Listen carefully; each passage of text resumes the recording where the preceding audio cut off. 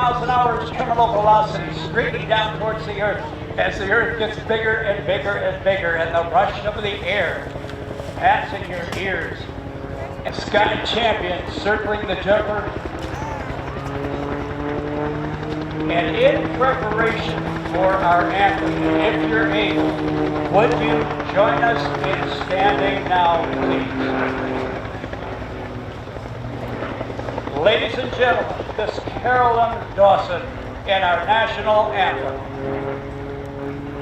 Oh, say, can you see by the dawn's early light what so proudly we hailed at the twilight's last gleaming, whose broad stripes and bright stars through the perilous fight o'er the ramparts we watched were so gallantly streaming,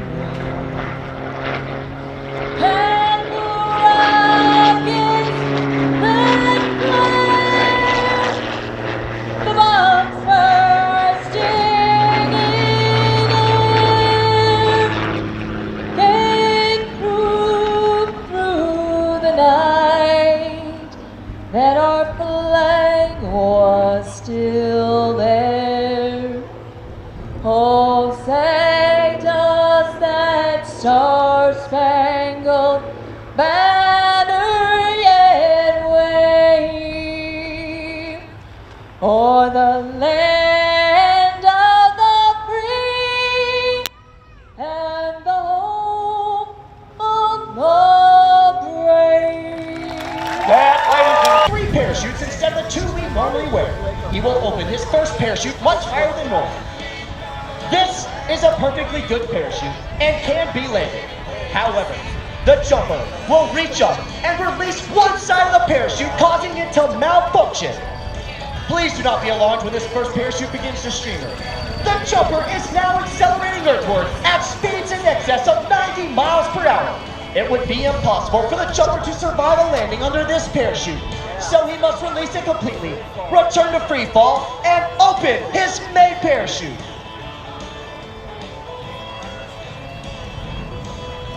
This is the same procedure a free fall parachutist would use if he were to have a problem with his main parachute. The reserve, or auxiliary parachute used by the Golden Knights, is also a flexible wing line, such as the one you see now. However, there are some differences. It is white in color, and it is slightly smaller in wing surface area, with a much greater forward speed of over 30 miles per hour. This allows the jumper to make it back into any tight situation, such as a downtown intersection or major league stadium. While each of the jumpers will repack his or her main parachute, the reserve is packed every 180 days, whether it is used or not. As the aircraft crosses overhead, the jumpmaster gives a crossed-arm signal of on target, signifying that the airspace is clear and that it is safe to jump. The jumpers complete their final gear checks and move to the door in the rear of the aircraft. A thumbs-up signal is given. Watch momentarily for 2 jumpers to exit the aircraft. The demonstration you are about to see was designed to showcase the maneuverability of the human body while flying through the air at speeds in excess of 120 miles per hour. The jumpers will exit the door of the aircraft, then fly together to exchange a 14-inch mahogany baton. Ladies and gentlemen, let's make some noise as our cutaway maneuver brings it into the landing area. Baton exchange.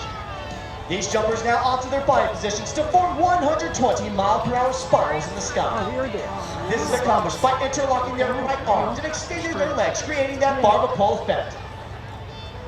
These jumpers will prepare to break away from each other, and this will be our salute to all of you attending today's show. Watch for the parachutes. There you have it, the high-flying colors of United States Army Parachute Team, the Golden This guy Knights. right up here. While both steering lines simultaneously for the safest and softest possible landing. Ladies and gentlemen, there's your 500 square foot Dayton Air Show flag.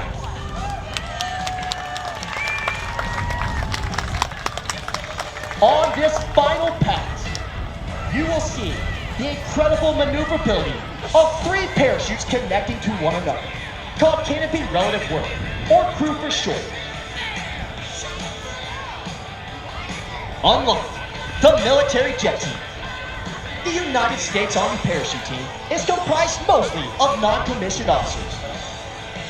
The 89 men and women of the Golden Knights come from various jobs to spend 3 years on one of the 5 major sections of the team. At 1,000 feet, the jumper does what is called a wind penetration check, checking his distance and speed across the ground. Ladies and gentlemen, the parachutists under the black and gold canopy can be seen flying your Ohio State flag. Let's make some noise. This 500 square foot flag is provided rigidity by a 25-pound weight added to the bottom. This adds an additional 30 pounds on the jumper. The flag is attached to the front of the jumper's harness by 4 attachment points. It is guided to the ground by an extremely skilled canopy pilot, as it is much harder to fly and land in such a small target area. As this jumper makes his way on his base, he's keeping a close eye on the wind side. Watch the corrections he uses in obtaining a beautiful dead center land. Your feet around are easily identified. As you look up at the tri-by-side, the jumper in the middle is the formation's pilot, calling out adjustments to the outside jumpers. The jumpers are being held together by a specially designed strap,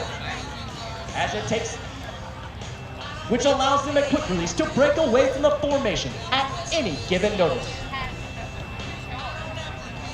Once arriving at a specific point over the target area, the pilot will give the commands for the outside jumpers to orient their parachutes downward.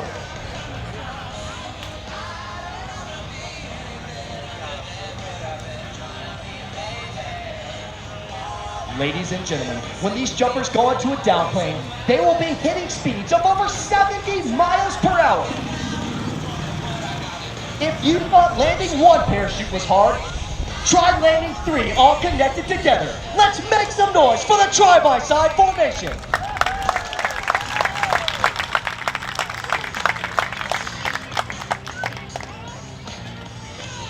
You may hear the pilot give the commands, ready, break. The jumpers pull the flags up and break the formation to allow for 3 safe, soft landings into the target area. Ladies and gentlemen, there's 1, 2,